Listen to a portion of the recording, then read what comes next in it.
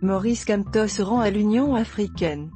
Le leader du MRC qui continue de contester la victoire de Paul Biya a quitté le Cameroun ce vendredi en direction d'Addis Abeba, siège de l'Union africaine, où s'ouvre un sommet extraordinaire ce samedi.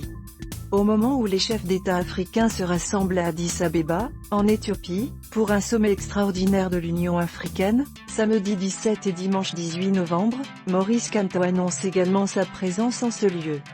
Maurice Kamto s'est envolé ce jour pour Addis Abeba, siège de l'Union africaine, pour un séjour de travail, a annoncé son porte-parole dans une déclaration, peu après la diffusion d'une série d'images sur Facebook où l'on voit Maurice Kamto prêt à embarquer à l'aéroport de Yaoundé-Nsimalen.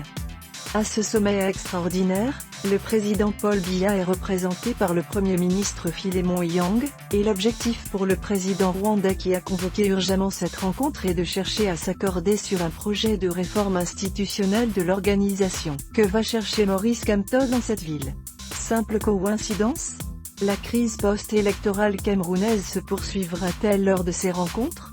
Si l'on s'en tient aux récentes sorties des cartes du MRC, tout laisse à croire que le candidat qui revendique sa victoire compte porter l'affaire devant cette instance.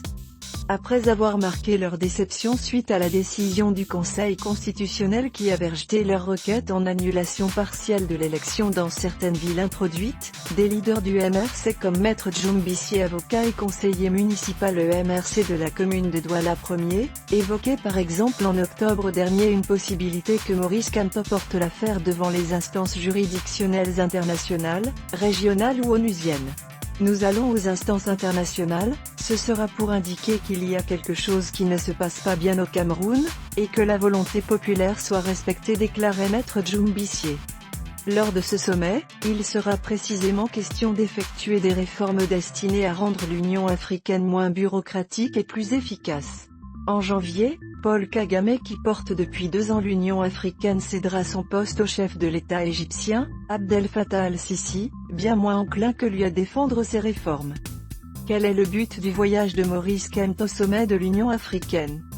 Merci de nous donner votre avis dans les commentaires.